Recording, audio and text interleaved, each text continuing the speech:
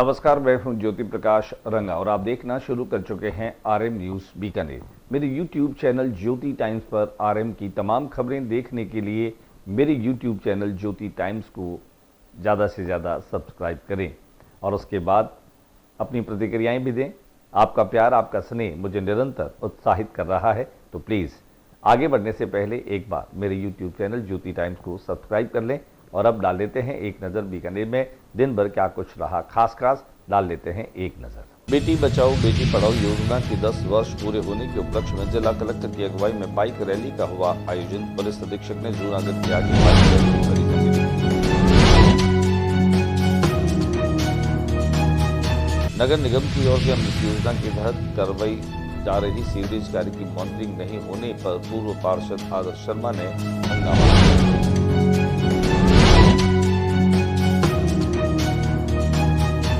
बीकानेर में बन रहा राम मंदिर का शिलान्यास आज विधि विधान से शिवाड़ी मंदिर के अधिष्ठाता विमर्शन महाराज ने किया।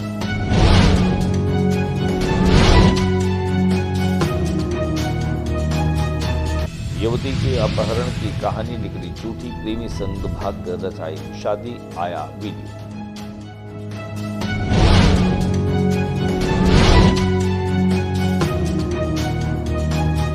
बीकानेर यूटीबी नर्सिंग कर्मचारियों का धरना प्रदर्शन जारी। पिछले लंबे समय से यूटीबी नर्सिंग कर्मचारियों को नियमित करने की मांग को लेकर धरना प्रदर्शन।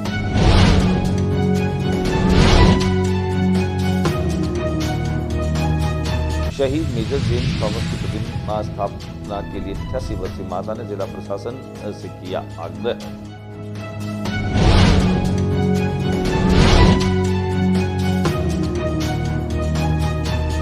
और डॉक्टर कन्नी सिंह स्टेडियम में गणतंत्र दिवस की पूर्व तैयारियों पर विद्यालयी छात्र व छात्राएं भारतीयों का कर रहे हैं अभ्यास।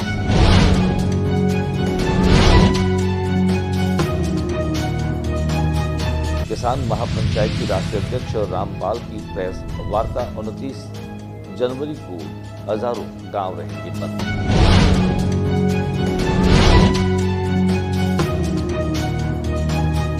और अब खबरें विस्तार से। बेटी बचाओ बेटी पढ़ाओ इस योजना के 10 वर्ष पूरे होने के उपलक्ष्य में जिला कलेक्टर नम्रता वृष्टि ने आज एक रैली का आयोजन किया। इस रैली में महिला एवं सामाजिक अधिकारिता विभाग की जो निदेशक हैं डॉक्टर अनुराधा, वो भी इसमें शामिल रही। वहीं इस पूरी रैली को जिला पुलिस अधीक्षक काविंद्र सागर ने हरी झंडी दिखा करके रवाना किया। इनमें बालिकाओं को शिक्षा के समान अवसर मिले, बालिकाओं को न केवल समानता के अवसर मिले बल्कि बच्चियों के लिए पढ़ाई का वातावरण कैसे बनाया जा सकता है, इन तमाम चीज़ों को लेकर के यह रैली निकाली गई। स्कूटी खुद जो है वह जिला कलेक्टर नम्रता वृष्टि ने चलाई और उनके साथ में उप निदेशक अनुराधा सक्सेना भी बैठी थी। बड़ी संख्या में इसमें युवतियों ने, महिलाओं ने हिस्सा लिया। उनके हाथों में बैनर और तख्तियां भी लगी थी और इसके साथ ही सड़क सुरक्षा सप्ताह के संदेश देने वाली इस रैली में भी अनेक तख्तियां उनके हाथों में थामी हुई थी।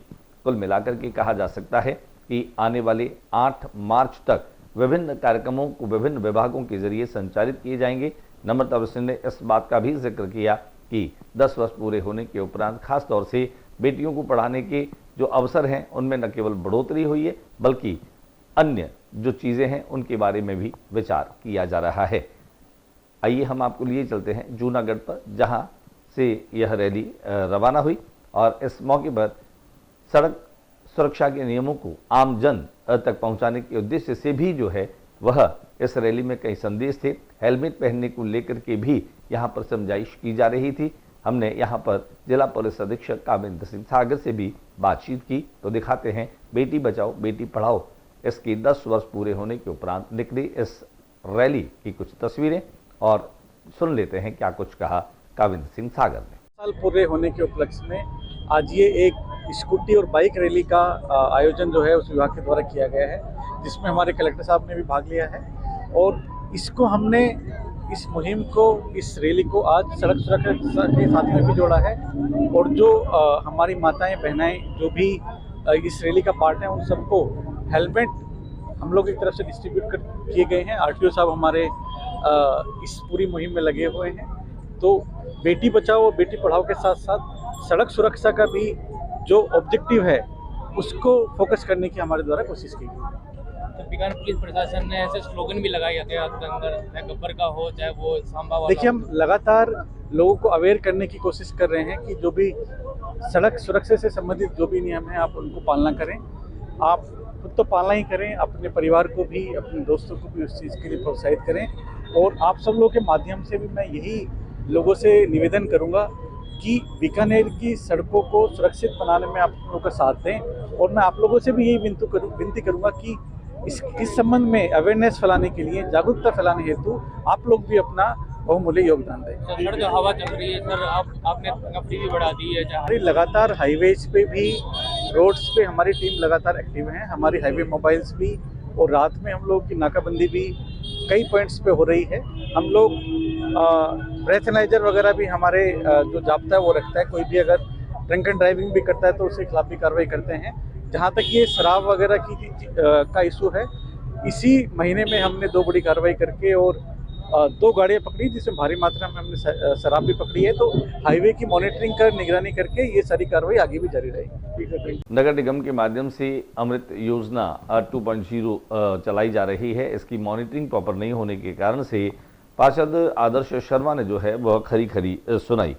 यहाँ पर उन्होंने इस बात का हंगामा भी किया। अम्बेडकर सर्किल के पास में चल रहे निर्माण कार्य पर पहुंचे शर्मा ने अपना विरोध दर्ज कराया और प्रशासन की ओर से किसी भी सक्षम अधिकारी द्वारा इसकी मॉनिटरिंग नहीं की जा रही है। उसी के चलते उनका आक्रोश साफ तौर पर दिखाई दिया, जिसके चलते कंपनी और ठेकेदार द्वारा मन मर्जी से कार्य किया जा रहा है। जहाँ कार्य चल रहा है उस जगह के अलावा आगे सड़क खोदी जा रही है। उसके न केवल यातायात प्रभावित हो रहा है बल्कि दुर्घटनाएं भी हो रही है। पिछले दिनों भी शास्त्री नगर में एक बाइक सवार हादसे का शिकार हो गया था, उसके बाद भी प्रशासन नहीं चेत रहा।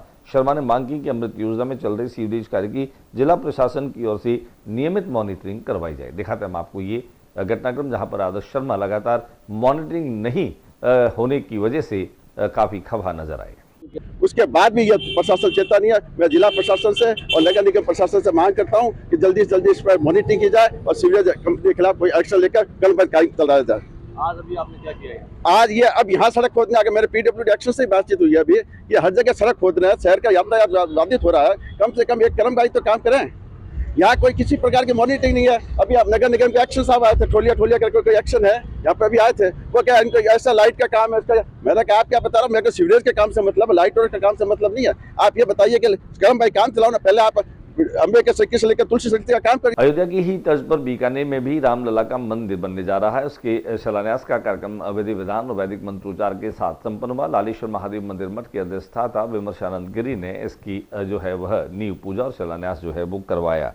आइए हम आपको लिए चलते हैं जहां पर बड़ी संख्या में श्रद्धालु जो हैं वह उपस्थित रहे। सुदर्शन नगर क्षेत्र स्थित गुफा मंदिर के ऊपर वाले परिसर में भगवान रामलाल का यह मंदिर बन रहा है।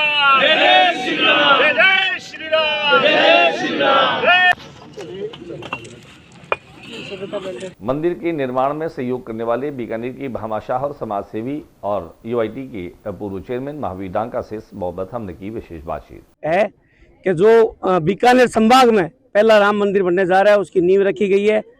सबसे पहले मैं महाराज जी का धन्यवाद करता हूं जिन्होंने समय दिया और इस पवित्र कार्य में सम्मिलित हुए। और सभी बीकानेर वासियों से आग्रह करता हूं कि ये मंदिर जो बन रहा है पूरे बीकानेर का है, सभी इसमें तन मन और धन से सहयोग करें और आने वाले समय में ये भव्य मंदिर बनेगा, इसके लिए सब सहयोग करें। मैं सभी जो भी यहाँ भक्तजन पधारे हैं उनका भी स्वागत करता हूँ, अभिनंदन करता हूँ और इससे तन मन और धन से जुड़े। वहीं हमने बातचीत की शिलान्यास करने वाले लालेश्वर महादेव मंदिर मठ के अधिष्ठाता संबित विमर्शानंद गिरी महाराज से। अत्यंत हर्ष एवं गर्व का विषय है कि पूरे विश्व के अंदर से जो राष्ट्र की चेतना है, जो भारत की सनातन की दिव्य चेतना है, उसका ये अति पवित्र स्थान राजस्थान और उसका अति दिव्य शहर नगर धर्म नगरी बीकाना, और उस बीकाना के अंदर बीकानेर की एक विशिष्ट मातृमूर्ति चेतना नागणी जी माता, और उस नागणी जी माता से प्रवेश करने से पूर्व एक गुफा मंदिर, जिन गुफाओं में ऋषि रहा करते थे ज्ञान को प्राप्त करने के लिए, ऐसे प्रतीक गुफा मंदिर के पास ये जो भव्य दिव्य राम मंदिर बने, ये संकल्पना किसी एक भक्त के, राम भक्त के, राष्ट्र भक्त के हृदय में आई और उस चेतना को मोहल्ले के सारे वासियों ने, इस बीकानेर की चेतना ने एक नया क्षितिज दिया, नया आकाश दिया, उसका आज भूमि पूजन हुआ है। तो मैं सबको बहुत बहुत बधाई देता हूँ। यहाँ जो राम मंदिर बनेगा, उस राम मंदिर के बनते बनते इस राष्ट्र की चेतना में, यहाँ के युवाओं में, यहाँ की युवतियों में और राष्ट्र की और राम की मर्यादा है, इस भावना को लेकर मंदिर बनाया जा रहा है। और मंदिर जितना जितना बाहर बनता है उतना उतना अंदर बनता चला जाता है। एक निर्माण बाहर होता है, एक निर्माण अंदर होता है। बाहर निर्माण भौतिक होता है, अंदर निर्माण आध्यात्मिक होता है। मुझे पूरा विश्वास है कि राम मंदिर बनते बनते मेरा पूरा बिकाना राम में हो जाएगा, धर्म में हो जाएगा। प्रभु हम सबको इतनी शक्ति दे, इतनी भक्ति दे। ओम तत्सत। डूंगरगढ़ में एक युवती के अपहरण की कहानी झूठी निकली। कारण बिल्कुल साफ है कि अब युवती का एक नया वीडियो सामने आ गया जिसमें उसने प्रेम विवाह कर लिया। आर्य समाज मंदिर में जाकर के उसने अपना यह विवाह रचाया।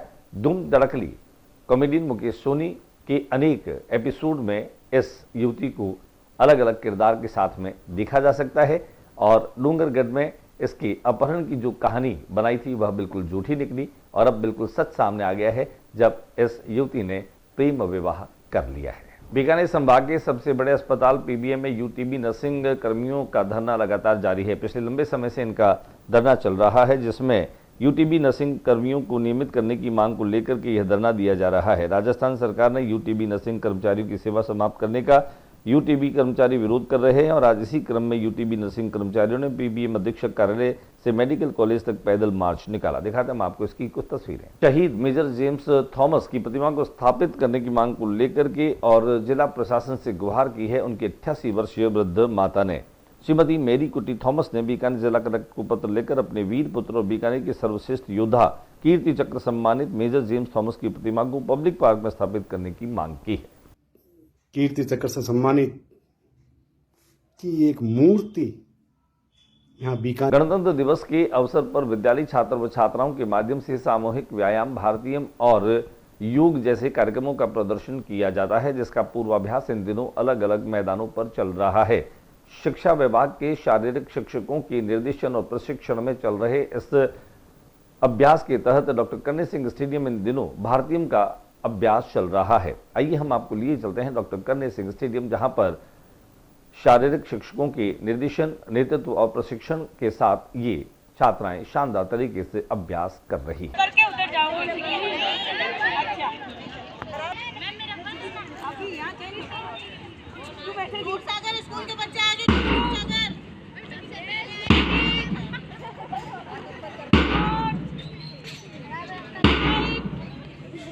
किसान महापंचायत के राष्ट्रीय अध्यक्ष रामपाल की प्रेस वार्ता का आयोजन किया गया। पत्रकार वार्ता के दरमियान रामपाल ने बताया कि 29 जनवरी को न्यूनतम समर्थन मूल्यों के समर्थन में जो है वह करीब कई हजार जो गांव के किसान हैं वो बंद रखेंगे और प्रदर्शन भी करेंगे।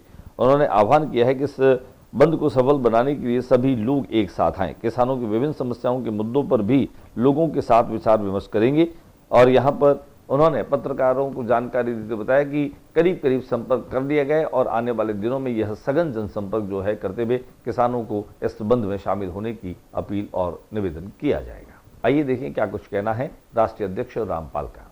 29 जनवरी को राजस्थान के 45,537 गांव रहेंगे बंद, इसका आह्वान किया हुआ है और ये बंद रहेंगे न्यूनतम समर्थन मूल्य पर खरीद की गारंटी के कानून के लिए।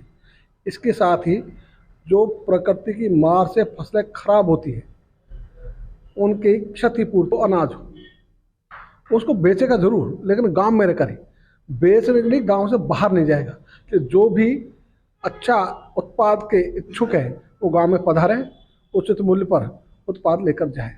इसके लिए ये गांव बंद आंदोलन है जो पहली बार इस देश में राजस्थान से शुरू हो रहा है। आज के बुलेटिन में बस इतना ही। अगले बुलेटिन में नई गतिविधियों के साथ इस समय सी चैनल पर फिर मुलाकात होगी। न्यूज रूम से ज्योति प्रकाश रंगा को इजाजत दीजिए, लेकिन जाते जाते मेरा निवेदन एक बार फिर से आप सभी मेरे दर्शकों को जिनका भरपूर प्यार मुझे मिल रहा है कि मेरे यूट्यूब चैनल ज्योति टाइम्स को आप सब्सक्राइब करना मत भूलें ताकि मैं आपको दिखा सकूँ रोजाना की ताज़ा तरीन खबरें और घटनाएं जो आप तक पहुँचना है बहुत ज़रूरी।